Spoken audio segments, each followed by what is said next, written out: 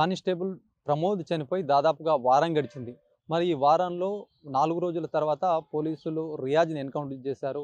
మరి ఇది ఎట్లా జరిగింది? అసలు ఎన్‌కౌంటర్ ఎట్లా జరిగింది? దీనికి కుటుంబ సభ్యులు ఏమనుకుంటున్నారు? ఒకవైపు ప్రభుత్వం సైతం ఆర్థికంగా ఆదుకుంటాము, వాళ్ళకి ఉద్యోగం కల్పిస్తాము, భూమి ఇస్తామని చెప్పి, జాగా ఇస్తామని చెప్పి చెప్పింది. మరి దీని పట్ల ఒక కుటుంబంలోని ఒక వ్యక్తి కోల్పోవడం, పోలీస్ కుటుంబంలో ఇట్లాంటి ఘటన జరగడం అసలు దీనికి సంబంధించి వాళ్ళ ఫ్యామిలీ ఏమనుకుంటుంది? అసలు ప్రజలేమనుకుంటున్నారు ఆ అంశం పైన? అభినవ్ భారత్ గ్రౌండ్ రిపోర్ట్‌లో తెలుసుకునే ప్రయత్నం అయితే చేద్దాం.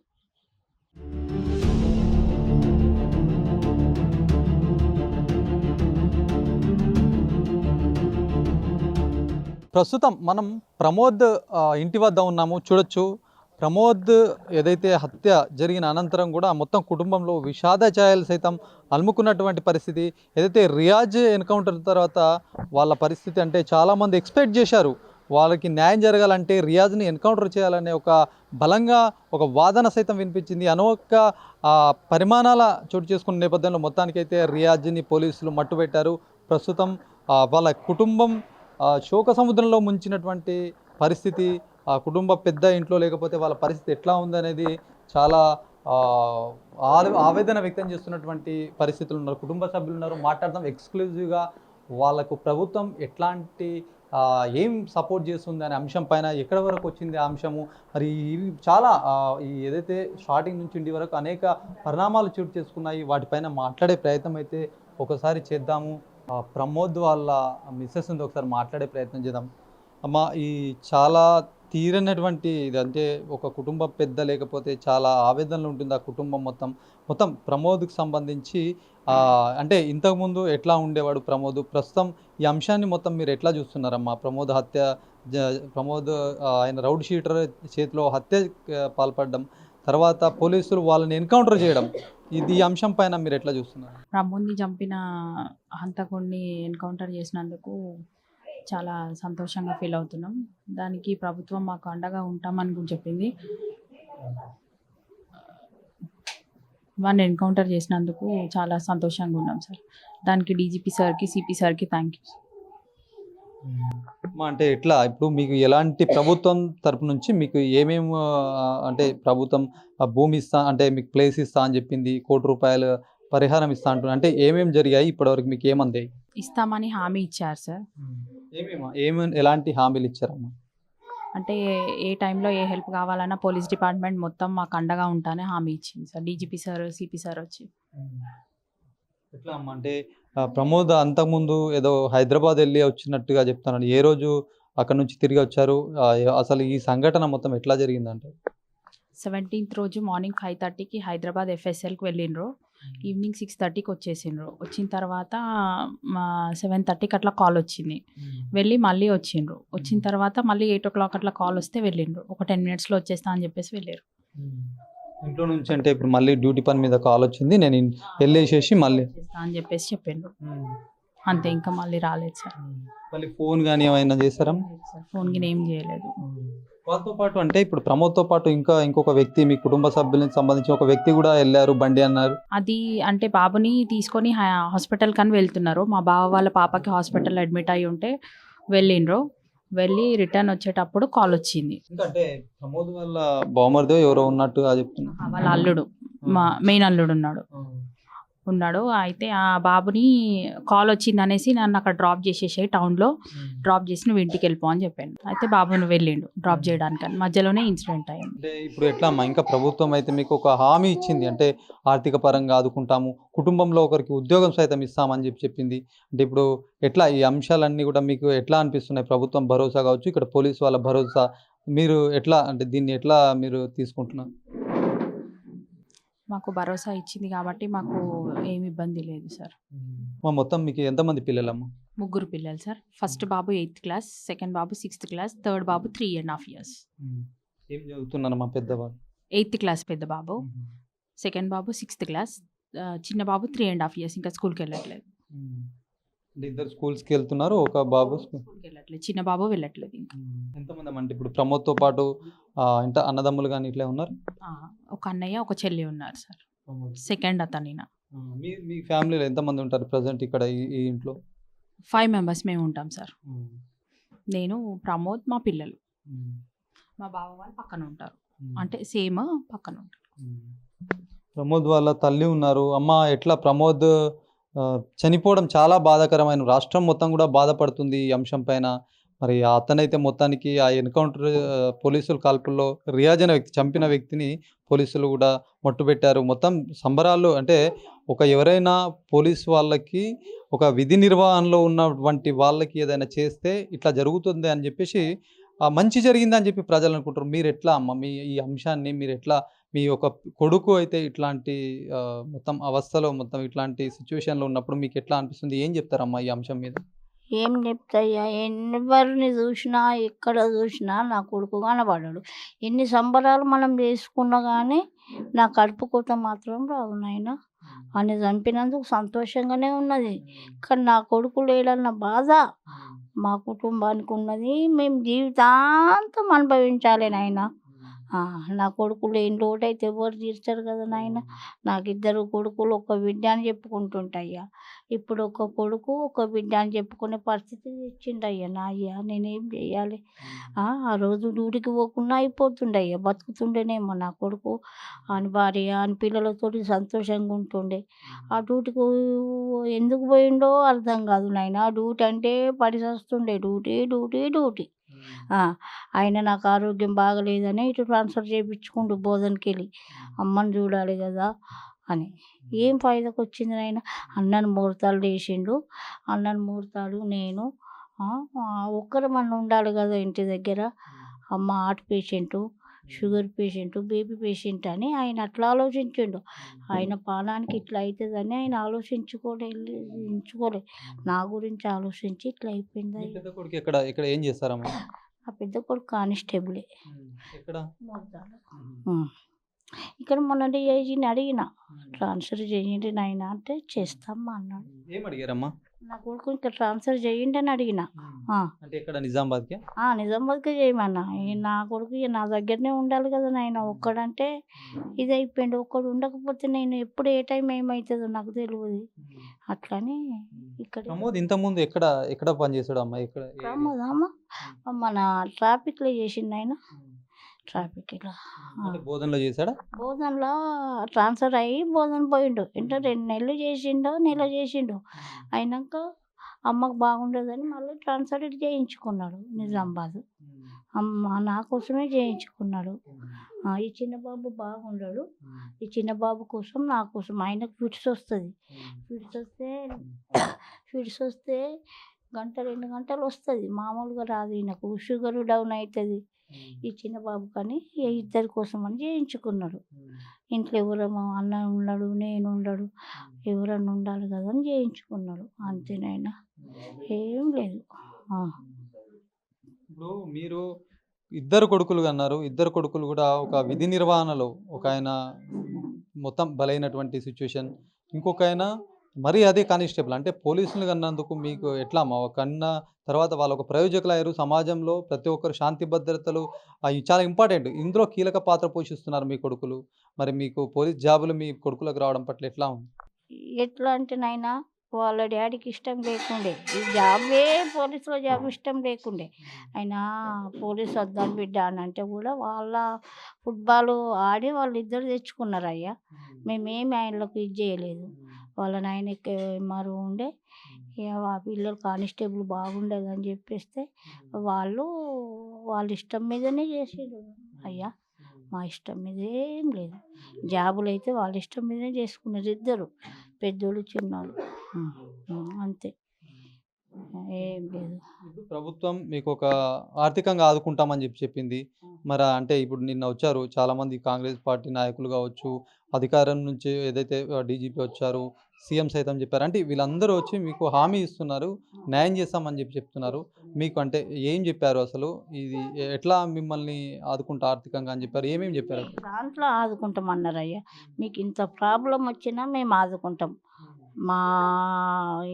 మీ కుటుంబానికి ఏదైనా మేము ఆదుకుంటాం అని చెప్పారు నాయన. పోలీసులు వాళ్ళ పెద్దసాలకు అందరికీ ధన్యవాదాలు. అందరూ ఆదుకుంటామన్నారు నాయన. ఇంకా 300 గజాల జాగా ఇస్తా అన్నారు. పిల్లలు ఏడ చదువుకుంటే ఆడ చదివిపిస్తా అన్నారు. 3 పిల్లలను. వాళ్ళ భార్యకు ఉద్యోగం ఇస్తా అన్నారు. వాళ్ళ భార్యకి ఉద్యోగం ఇస్తా అన్నారు. నా కోడలకు అన్నీ చేస్తా అన్నారు నాయన. వాళ్ళు ఒకవేళ చెయ్యకపోతే అప్పుడు ఇది కానీ చేస్తా అని మనకి ఇది చేసినాక ఇది చేయరు కదా నాయన. మనం కూడా అలా ఇది చేయాలి కదా. అంతే అయ్యా. ప్రమోద్ వాళ్ళ అన్నయ్య కూతురుంది, మాట్లాడదాం. ఎట్లా ఉండేవాడు? చాలా ప్రమోద్ విధి నిర్వహణలో ఇట్లా అనుకోకుండా జరిగినటువంటి ఘటన మొత్తం ఇక్కడ కుటుంబమే కాదు రాష్ట్రం కూడా బాధపడుతుంది. ప్రతి ఒక్కరు బాధపడుతున్నారు. మరి మీ బాబాయ్ ఎట్లా ఉండేవాడు మీతోటి? ఎట్లా ఇప్పుడు లేని లోటైతే చాలా మట్టుకు కలిసివేస్తుంది. ఎట్లా ఉండే అమ్మ? మా బాబాయ్ చిన్నప్పటి నుంచి నేను ఒక్కదాన్నే కూతురు కాబట్టి నాతో మస్తు ప్రేమగా ఉండేవారు. నేను హాస్పిటల్ ఉన్నప్పుడు కూడా మా బాబాయ్ చిన్న ట్రీట్మెంటే అమ్మ చేసుకో ఏం కాదు అని చెప్పిండు. నేను వస్తా అమ్మ మళ్ళీ అని చెప్పి మళ్ళీ మా బాబాయ్ రాలేడు. ఎప్పుడమ్మా? దాన్ని 17th రోజు మీరు హాస్పిటల్లో ఉండేనా? 16th నైట్ మొత్తం నాతోటే ఉన్నారు. దాని తర్వాత 17th రోజు హైదరాబాద్కి వెళ్తా అని వెళ్ళినారు మార్నింగ్. మళ్ళీ ఇంకా రాలే మా బాబాయ్. ప్రమోద్కి సంబంధించిన కుటుంబ సభ్యులు వాళ్ళ చెల్లెలు ఉంది, మాట్లాడదాం. అమ్మ, ఎట్లా ప్రమోద్ ఘటన ఎట్లా అనిపిస్తుంది? మరి ఎట్లా ఉండేవారు కుటుంబంలో? కుటుంబంతో అందరితో చాలా ఫ్రెండ్లీగా ఉండేవాడు. అమరవీరుడైనందుకు మాకు చాలా గర్వంగా ఉంది. కాకపోతే మాకు లేని లోటు మాత్రం చాలా బాధాకరంగా ఉంది. అట్లాంటి సంఘటన ఎవరికి కూడా రావద్దు. మా అన్నకు జరిగిన సంఘటన అట్లా దారుణంగా చంపేసిండు. ఆ దారుణంగా అట్లాంటి సమస్యలు ఇంకొకరికి కూడా ఎదురు కావద్దు. అట్లాంటి ఘటన అనుకోకుండా, అదే విధి నిర్వహణలో పోలీస్ అన్నప్పుడు ఏదో బయటకు వెళ్తూ ఉంటారు. ఎవరు ఎక్స్పెక్ట్ చేయలేదు ఇట్లాంటి జరుగుతుంది, ఒక దొంగ ఈ విధంగా దాడి చేశారని ఎవరు అనుకోని పరిస్థితి. మరి ఆయన ముందే ప్రీ ప్లాన్డ్గా చేశారా? మరి చాకు పెట్టుకొని తిరిగిన అంశంలో ఇట్లాంటి గాయాలైంది. అక్కడ ఉన్న వాళ్ళు సైతం హాస్పిటల్ తీసుకొచ్చే వరకంటే ఇదైన రమ్మ. మీకు అప్పుడు సమాచారం అందిందా? సమాచారం అందింది, కాకపోతే అక్కడ స్పాట్గా చనిపోయినారు అని చెప్పి తెలుసు. మీరు హాస్పిటల్కి వెళ్ళి చూసారు అప్పుడే ఇమీడియట్గా? ఇమీడియట్కి వెళ్ళి చూసినాము. అప్పటి వరకే అయిపోయింది. మొత్తం రక్తం మడుగులతో ఉన్నాడు. అంటే ఎట్లా అమ్మా, ఏం చెప్తారు? అంటే ఇప్పుడు మీరు మీ కుటుంబ సభ్యులుగా మొత్తం సమాజం అయితే ఈయనని ఎన్కౌంటర్ చేయడం అంటే అనుకోని పరిస్థితుల్లో పోలీసులు కాల్పులు చేశారు. ఆ కాల్పులో రియాజ్ అనే వ్యక్తి మరణించాడు. ఈ అంశాన్ని మీరు ఎట్లా చూస్తారు? ప్రజలకు కావచ్చు, పోలీసులకు కావచ్చు, అసలు మీరు మీ కుటుంబ సభ్యుల తరపు నుంచి ఏం చెప్పదలుచుకున్నారు? రియాజ్ లాంటి వ్యక్తులకు అంటే ఇంకా వాని ఇంకా ముఠా ఉండి ఉండొచ్చు. కాబట్టి ఆ గంజాయి చాలా ఉంది నిజామాబాద్లో. ఆ గంజాయిని తొలగించాలని చెప్పేసి అది ఒకటి కోరుకుంటున్నాము. గంజాయి వ్యక్తులు చాలా మంది కనిపిస్తున్నారు నిజామాబాద్లో, కాబట్టి అది చేయాలి, తొలగించాలి. అది ఒకటి. రియాజ్ లాంటి వాళ్ళు ఎవరైనా ఇట్లాంటి అఘాయిత్యాలు పాల్పడితే ఈ పోలీసులు చేసిన చర్యని మీరు ఓకే అంటారా? అట్లాంటి సంఘటనలు జరగొద్దు అని చెప్పేసి మనం చూడాలి. ఆ ముఠాని కూడా మీరు వెతికితే చాలా బాగుంటుంది. ఇప్పుడు రియాజ్ అనేటోడు ఒక్కడే ఉండడు, వాని వెనకాల ముఠా అనేది ఖచ్చితంగా ఉంటుంది. ఆ ముఠాని కూడా మీరు తొందరగా పట్టుకుంటే బాగుంటుంది. ప్రభుత్వం మీకు ఒక ఆర్థికంగా ఆదుకుంటాము, ఉద్యోగ భద్రత అని చెప్పేసి కొన్ని హామీలు ఇచ్చారు. ఈ హామీలతో మీరు ఎట్లా అనిపిస్తుంది?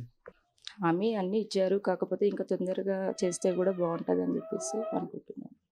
జనం కోసం పోలీస్ వాళ్ళు కాపాడడానికి ముందొస్తారు, కానీ జనం మాత్రం పోలీస్ని కాపాడడానికి ముందుకు ఎవరు కూడా రాలేనందుకు నిజామాబాద్ వ్యక్తులకు మేము సిగ్గుపడుతున్నాం. అంటే తొందరగా స్పందించి ఎవరైనా ముందుకు వస్తే ఈరోజు ఛాన్స్ ఉండేనమ్మా. ఏ ఒక్కరు కూడా ముందుకు రావడానికి రాలేరంట, ఏ ఒక్కరు కూడా ఆదుకోలేరంట. అంబులెన్స్ కూడా పోయిందంట, కానీ అంబులెన్స్ వాళ్ళు కూడా ఆగలేరంట.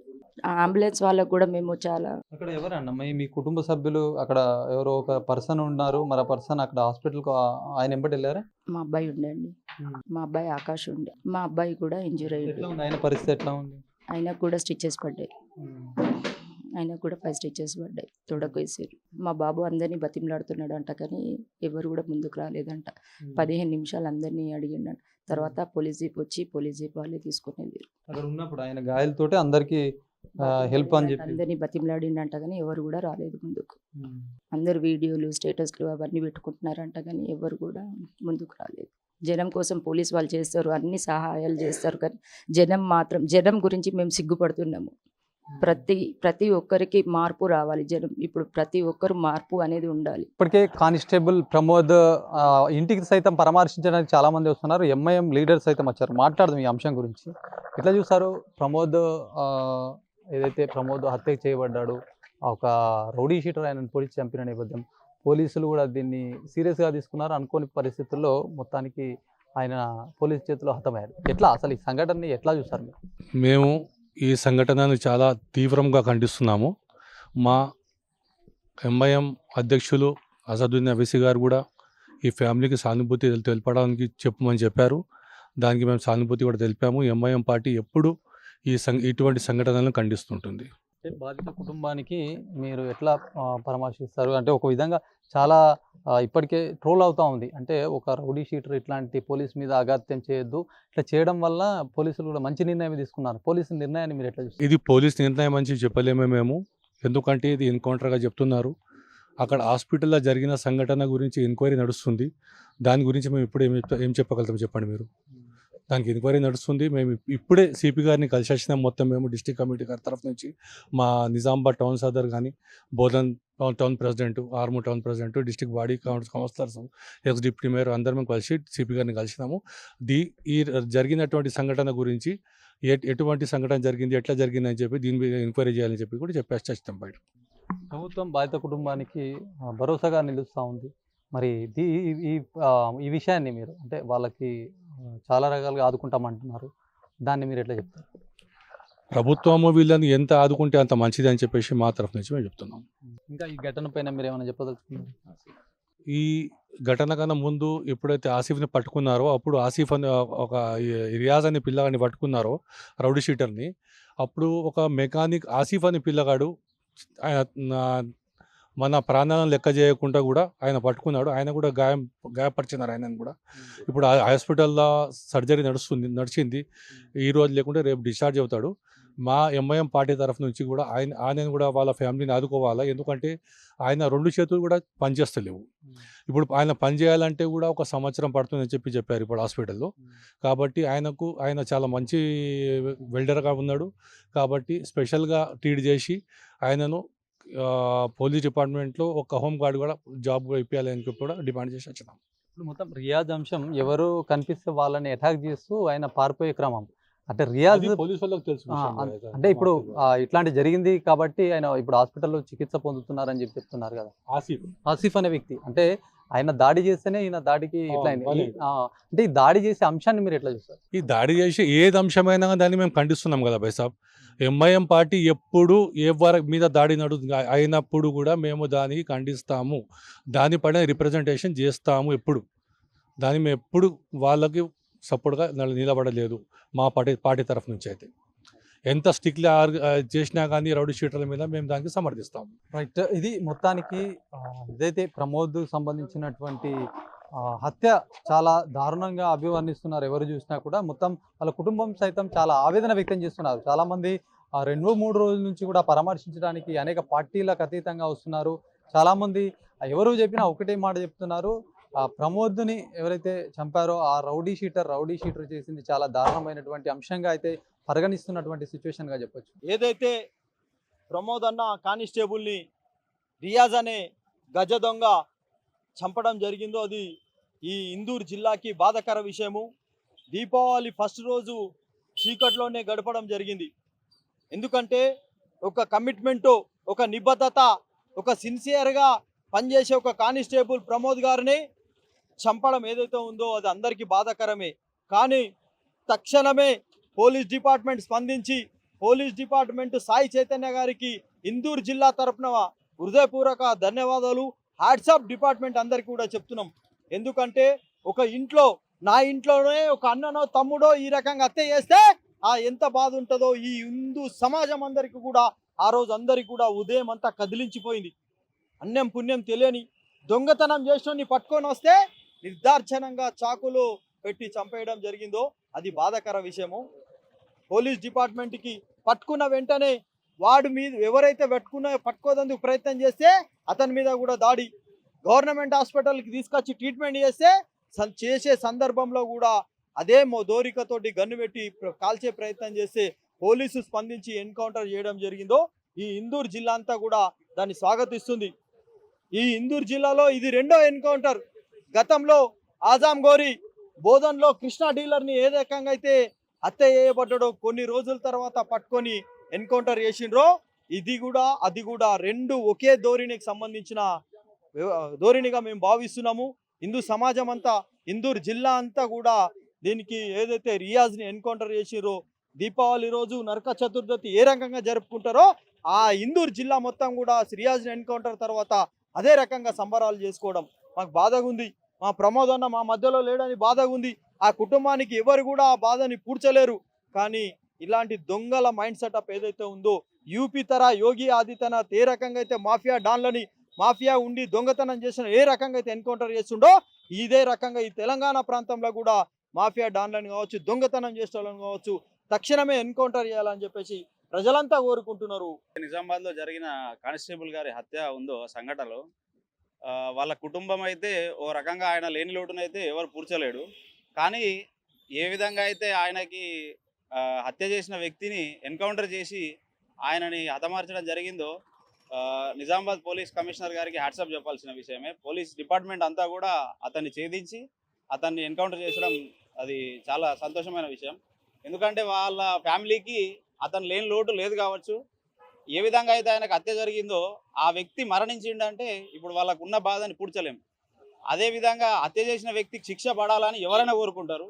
అట్లాంటిది ఇంత తొందరగా శిక్ష పడింది అంటే వాళ్ళ ఫ్యామిలీ అయితే సంతోషిస్తుంది. అట్లాగే నిజామాబాద్ ప్రజలు కూడా తప్పు చేసిన వ్యక్తికి శిక్ష పడింది అనే ఉద్దేశంతోనే చూస్తున్నారు తప్ప దీన్ని ఏ విధంగా మానవీయ కోణంతో చూడాల్సిన అవసరం లేదు. తప్పు చేసిన వ్యక్తికి శిక్ష పడింది అంతే, ఖచ్చితంగా పడాల్సిందే అది.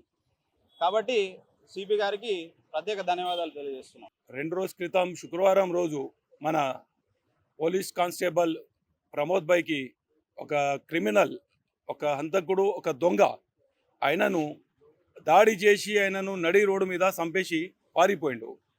మరి దానికి జవాబులో మన పోలీస్ డిపార్ట్మెంట్ నిన్న ఆయనకు హాస్పిటల్లో పోలీస్ వాళ్ళది తుపాకీ గుంజుకొని అక్కడికి వెళ్ళి పారిపోవడానికి ప్రయత్నం చేస్తే ఎన్కౌంటర్ చేసిండు.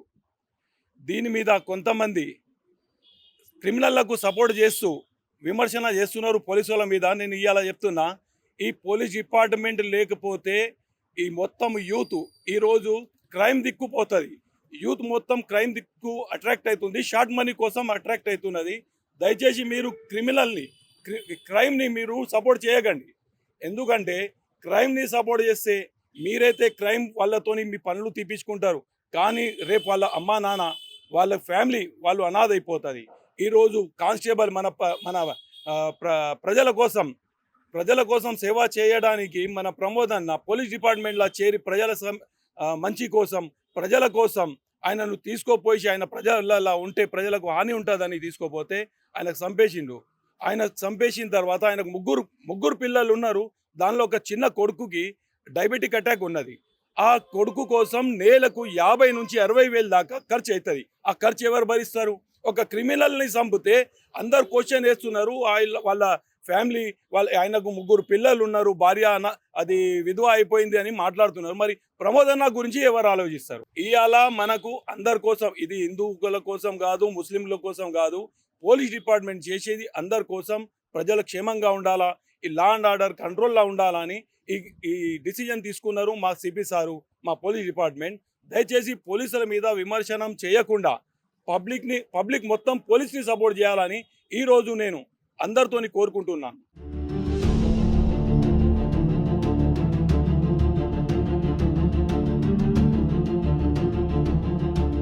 సిసిఎస్ కానిస్టేబుల్ ప్రమోద్ను హత్య చేసిన రియాజ్ ఈ హాస్పిటల్లో అయితే మొత్తానికి చికిత్స నేపథ్యంలో పోలీసులు పట్టుకొని ఇక్కడికి ఆయనకు ఏదైతే అక్కడ జరిగినటువంటి సంఘటన పారిపోయిన ఘటనకు సంబంధించి 3 రోజుల తర్వాత ఆసిఫ్ పైన అయితే దాడి చేశాడు. ఆసిఫ్ అనే వ్యక్తి ఆయన మెకానిక్గా ఉంటారు. పోలీసులు 50,000 రూపాయల రివార్డు ప్రకటించడంతో అక్కడ ఏదైతే రియాజ్ని చూసినటువంటి ఆసిఫ్ ఆయనను పట్టుకునే ప్రయత్నంలో భాగంగా ఆయన పైన కత్తితో దాడి చేసినటువంటి ఘటన. ఆ కత్తితో దాడి చేసిన తర్వాత ఏదైతే పోలీసులు అక్కడ చేరుకొని పట్టుకున్న తర్వాత ఆ రియాజ్ని హాస్పిటల్కి తీసుకొచ్చారు. ఇదే హాస్పిటల్ మనం చూడొచ్చు, గవర్నమెంట్ జనరల్ హాస్పిటల్. ఇది 4వ అంతస్తులో రూమ్ నంబర్ 407లో ఇక్కడ ఆయనని చికిత్స నిమిత్తం అయితే ఇక్కడ తీసుకొచ్చారు. ఇక్కడ తీసుకొచ్చిన అనంతరం అనంతరం చాలా విషయాలు జరిగాయని చెప్పొచ్చు.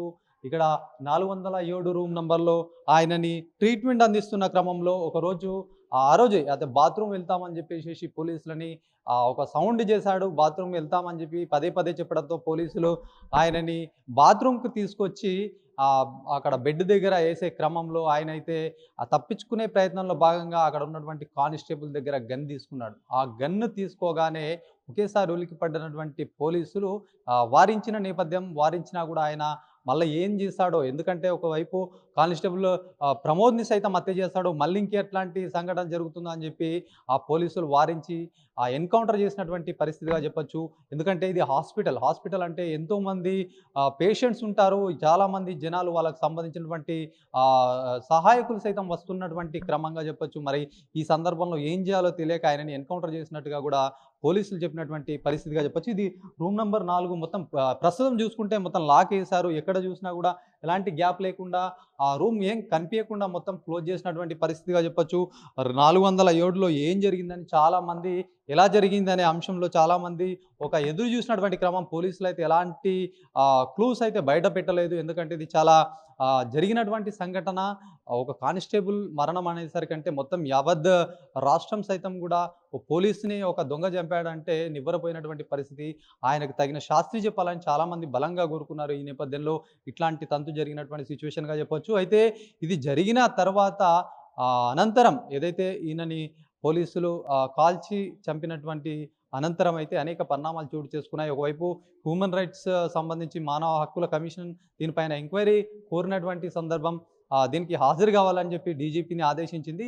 నవంబర్ 24 వరకు ఎట్లా జరిగిందనే సంఘటనపై నివేదిక ఇవ్వాలి, హాజరు కావాలని చెప్పేసి హ్యూమన్ రైట్స్ సైతం చెప్పినటువంటి పరిస్థితి. ఇప్పటికే ఎల్లారెడ్డి డిఎస్పీ దీనిపైన ఎంక్వైరీ ఆఫీసర్గా నియమితులయ్యారు. మరి ఈ మొత్తం దర్యాప్తు ప్రమోద్కు సంబంధించినటువంటి హత్య ఎలా జరిగింది, ఆ జరిగిన హత్య నుంచి ప్రస్తుతం ఏదైతే రియాజ్ చనిపోయినటువంటి క్రమం వరకు అనేక డౌట్స్ కానీ చాలా ఏ విధంగా జరిగాయని చెప్పి చాలామంది ఒక సందిగ్ధంలో ఉన్నారు. ఎందుకంటే పోలీస్ కానిస్టేబుల్ ఒక దొంగని పట్టుకునే క్రమంలో అయితే పట్టుకున్న తర్వాత ఆయన దగ్గర ఎలాంటి ఆయుధాలు ఉన్నాయి, ఎట్లా ఉన్నాయి చెక్ చేసుకోవాల్సినటువంటి అవసరం ఉంటుంది. మరి ఎందుకు చేయలేదా, ఎట్లా జరిగిందా అనే ఘటనకు సంబంధించి ఆరా తీస్తున్నారు. దానికి సంబంధించినటువంటి ఎంక్వైరీ అయితే జరుగుతుంది. మళ్ళీ దాంతోపాటు హాస్పిటల్లో ఒకవైపు చాలామంది ఇక్కడ పేషెంట్స్ ఉంటారు. ఈ క్రమంలో ఆ సంఘటన ఎలా జరిగింది, ఎందుకు ఆయన మరి చంపాలనుకున్నాడా, ఎట్లా అంటే ఏదైతే రియాజ్కి సంబంధించి అదే కత్తిపోటు ఏదైతే ఆసిఫ్కు కత్తితో గాయం చేసిన అనంతరం అయితే ఇద్దరి మధ్యలో తోపులాటలో బలమైన గాయాలతో అయితే తలిగాయి రియాజ్కి. ఈ నేపథ్యంలో హాస్పిటల్ తీసుకొచ్చారు. హాస్పిటల్ తీసుకొచ్చినప్పుడు ఎట్లా జరిగిందన్న కోణంలో డిఎస్పీ అధికారిగా నియమితులైనటువంటి శ్రీనివాసరావు అయితే దీనిపైన ఎంక్వైరీ చేస్తున్నటువంటి క్రమంగా చెప్పొచ్చు. ఏదేమైనప్పటికీ రియాజ్ హతం అయితే చాలామంది ఇదంతా చూసి ఒక కానిస్టేబుల్కి ఇట్లా జరిగితే సాధారణ పౌరులకు ఏం జరుగుతుంది, ఎట్లా ఉండబోతుంది లా అండ్ ఆర్డర్ అనే ఒక ఆందోళన వ్యక్తమైంది. మొత్తానికి ఈ సంఘటనని పులి స్టాప్ పెట్టారు పోలీసులు. మరి పులి స్టాప్ తర్వాత ఇప్పటికే ఏ విధంగా ఇదంతా జరిగిందని చెప్పేసి హ్యూమన్ రైట్స్ సైతం దీనిపైన నివేదిక అడగడము, ఇదంతా చూస్తూ ఉంటే చాలా మట్టుకు మనం ఇప్పుడు ఇంతకుముందు వాళ్ళ కుటుంబం దగ్గరికి వెళ్ళాము, ప్రమోద్ కుటుంబం దగ్గర వాళ్ళు కూడా మాట్లాడుతున్నటువంటి అంశంగా వాళ్ళు ఏం చెప్తున్నారంటే మొత్తానికి ఇది జరిగినటువంటి ఘటన పోలీసులు కావచ్చు, నార్మల్ ప్రజలకైతే ఎవరైనా ఒక దొంగ బెదిరించి ఇట్లా చేస్తే ఆయన పారిపోయే క్రమంలో ఒక మంచి బుద్ధి చెప్పారు పోలీసులు అంటున్నారు. కానీ దీనికి సంబంధించి ఇప్పటికే అసలు ఎందుకు చంపాల్సి వచ్చింది, ఒక్కరే ఉన్నారా, ఆయన వెనుక ఇంకేమైనా గ్యాంగ్ ఉన్నారా, మరి దీనికి ఒక గంజాయి సైతం కూడా మొత్తం విచ్చలవిడిగా నిజామాబాద్లో విచ్చలవిడిగా గంజాయి సైతం చెలరేగిపోతుంది. మొత్తం చాలా మట్టుకు ఒక ముఠాగా తయారైపోయి కూడా గంజాయి విగ్రహాలు సైతం చాలా జరుగుతున్నాయి. అదే కోణంలో ఇదంతా కూడా గంజాయి మత్తులో ఇట్లాంటి ఘటనలు, హత్యలు ఇట్లాంటి జరిగిన క్రమం చాలా రోజులుగా అయితే ఇట్లాంటి నడుస్తూ ఉన్నాయి. రౌడీ గ్యాంగులు సైతం నిజామాబాద్లో పెద్ద మొత్తంలో చెలరేగిపోయినటువంటి ఘటనలు ఎన్నో ఉన్నాయి గతంలో చూసుకుంటే. మరి ఇదంతా కూడా పోలీసులు ఎట్లా ఎంక్వైరీ చేస్తారు, అనంతరం ఎట్లా ఉండబోతుంది పరిస్థితి అని చాలామంది అయితే ఆసక్తిగా చూస్తున్నారు. పోలీసులు ఉక్కుపాదం మోపాలి రౌడీలపైన కావచ్చు. ఇట్లాంటి ఘటనలకు ఎవరైనా పాల్పడినా కూడా ఇమ్మీడియట్గా యాక్షన్ తీసుకోవాలని అయితే ప్రజలైతే కోరుతున్నటువంటి పరిస్థితిగా చెప్పొచ్చు.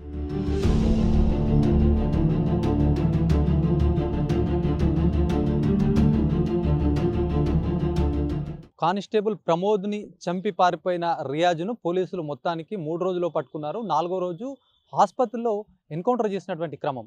ఇదంతా మొత్తం ఎవరు చూసినా వాళ్ళ కుటుంబ సభ్యులు ఆనందం వ్యక్తం చేశారు. మరి నగర ప్రజలు కావచ్చు, రాష్ట్ర వ్యాప్తంగా పోలీసులకు ఒక క్రేజ్ పెరిగిందని చెప్పొచ్చు. ఎందుకంటే సమాజంలో జరుగుతున్నటువంటి అన్యాయం కావచ్చు, సమాజంలో జరుగుతున్న నేరాలను పోలీసులు నియంత్రించే క్రమంలో ఇట్లా జరిగింది. పోలీసులకి ఇట్లా జరిగితే మరి ప్రజలకు రేపొద్దున ఎలా ఉండబోతుంది అనే అంశం పైన మొత్తం అయితే ఒక చర్చ జరిగింది. ఏదేమైనప్పటికీ మొత్తానికి పోలీస్ చేతిలో రియాజ్ హతమైనటువంటి పరిస్థితి. మరి దీనికి కుటుంబ సభ్యులకు ఒకవైపు వాళ్ళకు ఆనందం వ్యక్తం చేసిన కన్న కొడుకు అసలు కానరాని లోకాలకు పోయినందుకు ఆ తల్లి ఆవేదన ఒకవైపు, ఆ కట్టుకున్న భర్త అసలు ఇప్పుడు వస్తా అని వెళ్ళిన భర్త మొత్తం కానరాకుండా పోయాడని చెప్పేసేసి వాళ్ళ భార్య ఒకవైపు చాలా కుటుంబం శోక సముద్రంలో మునిగిపోయింది. మరి ఇప్పటికే చాలా రాజకీయ నాయకులు కావచ్చు, పార్టీలు సైతం వాళ్ళకు సానుభూతి ప్రకటిస్తుంది.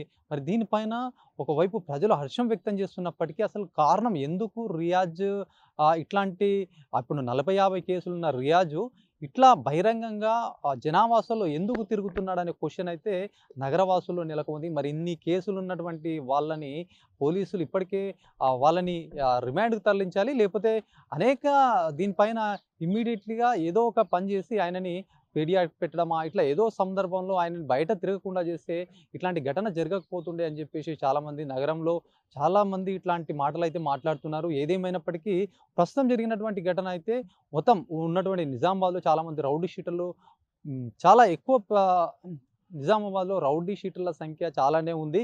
ఇది గతంలో ఈ రోజుది కాదు. రౌడీ షీటర్లు కొట్టుకొని మొత్తం మర్డర్ చేసుకున్నటువంటి క్రమం ఎంతో ఉంది.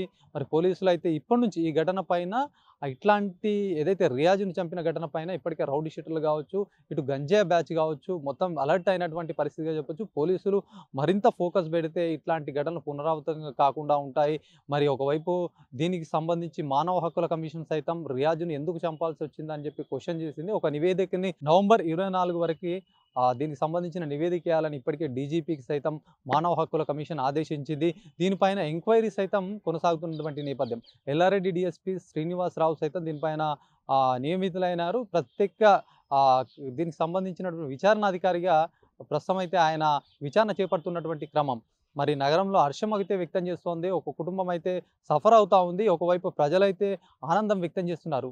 మరి ఇన్ని నడుస్తున్నప్పటికీ ఇట్లాంటి ఘటన అసలు ఏదైతే కానిస్టేబుల్ తీసుకొచ్చిన క్రమం, ఏదైతే రియాజ్‌ని బైక్ పైన తీసుకున్నప్పుడు చెక్ చేసుకోవాలి అన్న అసలు ఆయన దగ్గర ఒక వెపన్ ఉంది అని చెప్పేసి ఎందుకు చెక్ చేయలేదు అనే అంశం పైన దీనికి సంబంధించి వివరణ అయితే తీసుకుంటారు. దీనిపైన ఎంక్వైరీస్ అయితే జరుగుతోంది.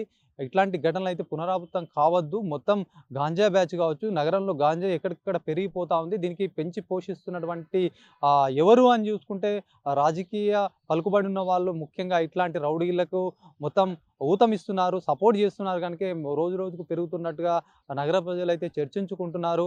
మరి పోలీసులు ఉక్కుపాదం పెట్టాల్సిన అవసరం ఎంతైనా ఉంది. గ్యాంగ్ వార్కి ఎవరైతే ఉంటారో ఇట్లాంటి అల్లర్లకు పాల్పడడం కావచ్చు, ఇట్లా జనావాసాల్లో బహిరంగంగా గాంజాయి సంబంధించినటువంటి విక్రయాలు ఎక్కడైతే జరుగుతుందో వాళ్ళపైన మరింత దృష్టి సారించి గాంజాయిని పూర్తిగా అరికట్టాలి. ఒకవైపు వాళ్ళ తల్లి చెప్తున్నటువంటి కోణం చూస్తే ఇంకా ఒకరే కాదు, ఇంకా వెనక కూడా కొంతమంది ఉన్నట్టుగా వాళ్ళు చెప్తున్నారు. గాంజా విచ్చలవిడిగా పెరిగిపోతుంది, దీనికి దానికి ఒక సంబంధం ఉంది అన్నట్టుగా తను చెప్తుంది. ఒక తల్లి ఒక కొడుకుని కోల్పోయిన తర్వాత ఆ బాధ ఎట్లా ఉంటుందో వాళ్ళ మాటలు అయితే చాలా ఆవేదనగా ఉన్నాయి. పోలీస్ కుటుంబంలో ఒక పోలీస్ ఫ్యామిలీలో ఒక వ్యక్తి కోల్పోవడం మొత్తం సమాజం సైతం చాలా ఆగ్రహంతో ఉన్నారు. మరి ఈ నేపథ్యంలో ఇట్లాంటి ఎన్కౌంటర్ కొద్దిగా ఉపశమనం అయితే లభించింది. ఇట్లాంటి ఎన్కౌంటర్ జరగకుండా మొత్తం ఇట్లాంటి అసలు హత్యలు జరగకుండా కాపాడాల్సిన పోలీసులు ఇట్లాంటి హత్యలను ఎవరైతే ప్రేరేపిస్తున్నారో, ఎవరైతే హత్యలు చేస్తున్నారో వాళ్ళపైన ఇంకా మరింత కఠినంగా వ్యవహరించాలని చెప్పేసి ప్రజలైతే కోరుతున్నటువంటి సిచ్యువేషన్గా చెప్పొచ్చు.